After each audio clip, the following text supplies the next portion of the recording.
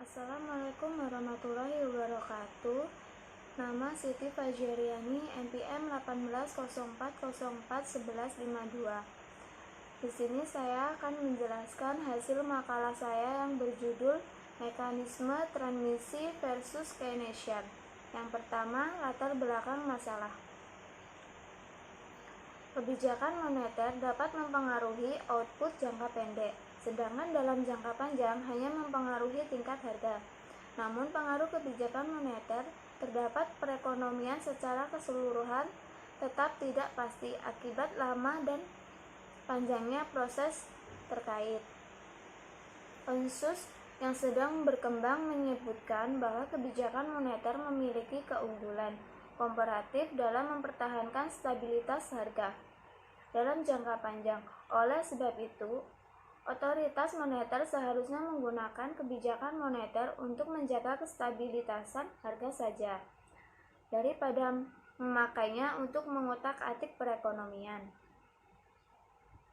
Mekanisme transmisi kebijakan moneter menunjukkan bahwa untuk berfungsi sebagaimana yang diharapkan, kebijakan moneter memerlukan saluran-saluran tertentu.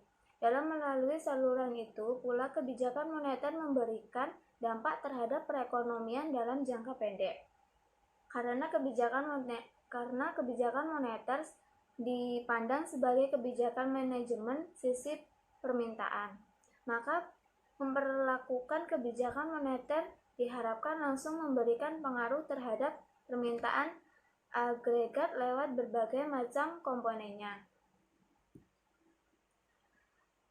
Pemberlakuan kebijakan ini bisa bersifat tidak langsung tergantung pada instrumen yang digunakan. Masalah pokoknya masih berkisar pada apakah ekonomi moneter harus menjalankan kebijakan moneter secara aktif demi menciptakan stabilitas harga dalam jangka menengah dan panjang, sekaligus memelihara pertumbuhan ekonomi dan atau stabilitas ekonomi. Pemahaman mengenai mekanisme transmisi kebijakan moneter pun perlu diperoleh bagi kesuksesan penerapan kebijakan moneter itu sendiri dalam mempengaruhi permintaan agregat dan mungkin juga penawaran agregat demi tercapainya tujuan pokoknya, yakni stabilitas harga dalam jangka menengah atau sepanjang siklus bisnis. Ketika bank sentral menjalankan kebijakan moneter, mereka melakukan serangkaian pengaturan atau penyesuaian ekonomi yang bekerja di pasar barang maupun pasar aset. Penerapan kebijakan moneter mempengaruhi pembelanjaan, output, dan penyerapan sumber daya employment dalam jangka pendek yang berujung pada perubahan tingkat harga dalam jangka menengah dan jangka panjang. Keputusan awal tentang kebijakan moneter berfokus pada dua pendekatan, yakni mekanisme transmisi, aliran klasik dan aliran Keynesian. Keputusan ini secara umum menunjukkan bahwa suku bunga dan pola pengelolaan Keynesian pribadi merupakan saluran utama yang dilalui kebijakan moneter dalam memberikan pengaruh terhadap perekonomian. Keputusan modern menunjukkan adanya saluran-saluran lain yang dilalui kebijakan moneter dalam mempengaruhi perekonomian dalam konteks perekonomian terbuka. Selanjutnya, mekanisme transmisi klasik. Transmisi kebijakan moneter melalui saluran langsung atau saluran uang mengacu pada teori klasik tentang peranan uang dalam perekonomian, yang pertama kali dibahas oleh Fisher dan teori kuantitas uang atau quantity theory of money. Pada dasarnya teori ini menggambarkan kerangka yang jelas tentang analisis hubungan langsung antara uang beredar dan harga yang ditanyakan oleh persamaan populer, MV dan PT.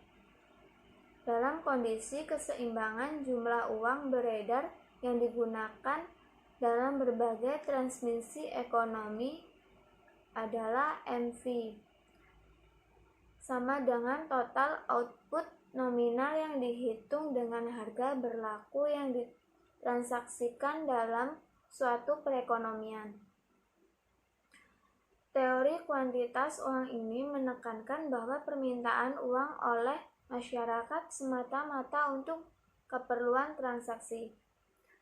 Menyangkut cara kerjanya mekanisme pasar dan faktor-faktor pendorong perkembangan permintaan agregat dalam perekonomian, kelompok monetaris berasumsi bahwa perekonomian dapat berjalan secara sempurna,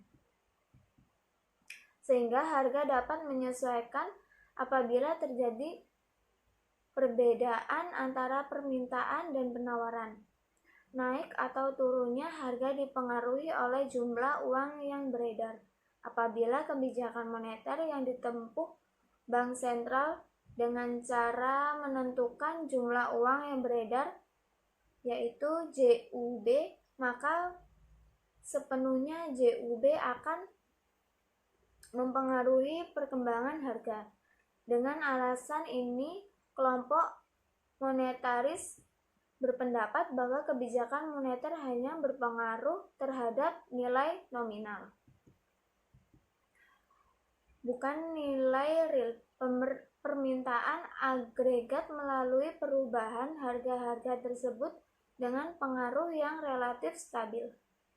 Hal ini sejalan dengan pendapatan Friedman 1968, Inflation always and everywhere a money phenomenon.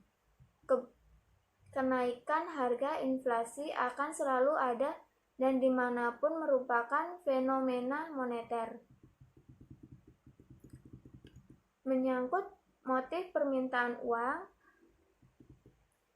monetaris menitipberatkan perhatian pada permintaan uang untuk tujuan transaksi. Permintaan uang monetaris dirumuskan sebagai suatu fraksi terhadap penghasilan mereka. Suatu kenaikan money supply akan meningkatkan pendapatan Y atau GNP, dan kenaikan Y ini akan berhenti apabila money demand sama dengan money supply. Jadi pendapatan akan meningkat sampai seluruh kenaikan money supply itu diserap dalam kenaikan permintaan uang untuk tujuan transaksi. Dan monetaris sama sekali tidak menyinggung pengaruhnya terhadap tingkat bunga. Atas dasar asumsi-asumsi di atas, maka aliran monetaris dengan pendekatan kuantitas lebih merekomendasikan transmisi kebijakan moneter melalui penggunaan sasaran jumlah uang beredar Sarwono dan Warjio 1998. Kemudian selanjutnya mekanisme transmisi Keynesian. Menyangkut cara kebijakan, mekanisme pasar dan faktor-faktor pendorong perkembangan permintaan agregat dalam perekonomian, kelompok Keynesian berpendapat bahwa permasalahan perekonomian sangat kompleks sehingga tidak bisa diselesaikan dengan hanya pendampingan uang, karena banyak faktor berperan penting dalam mendorong kebijakan ekonomi. Kondisi pasar diasumsikan tidak selalu dalam keadaan seimbang. karena terjadi beberapa kekaungan dalam bekerjanya mekanisme pasar dalam perekonomian. Situasi ini terjadi misalnya karena pengaturan harga suatu komoditi harga oleh pemerintah, pembuatan perjanjian kontrak kerja secara sepihak oleh pengusaha. Dengan kondisi ini, apabila terjadi shock kejutan dalam perekonomian, misalkan kebijakan moneter yang secara aktif melakukan pengelolaan atau pengetahuan akan berpengaruh terhadap pertumbuhan ekonomi real dalam jangka pendek. Meskipun pada akhirnya dalam jangka panjang perkembangan harga juga akan terpengaruh. Harjiro 2004. Kesimpulannya, menurut kelompok Keynesian, kebijakan moneter akan berpengaruh terhadap sektor perekonomian real.